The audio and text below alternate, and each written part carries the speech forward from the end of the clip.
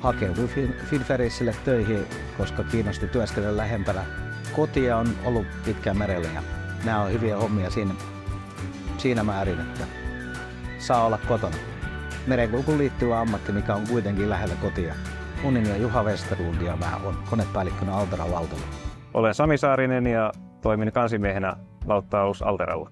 Minä olen Jonas Bergman, toimin täällä Alteralla päällikkönä. No, tässä työssä on hyvä se, että pääsee yöksi kotiin, ei ole pitkiä työvuoroja, montaa viikkoa poissa kotoa.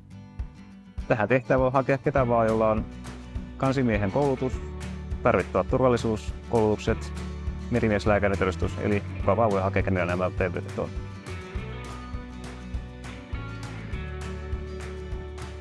Nykyisessä työtehtävässä varmasti parasta on tämä uusi tekniikka, mitä tässä lautassa on, mikä on hyvinkin erilaista verrattuna siihen, mitä aiemmin on työskennellyt. Altera on akkulautta, eli ajetaan sähköllä koko ajan ja pääosin sähkö tulee rannasta, eli aina kun tulee rantaan, niin ladataan.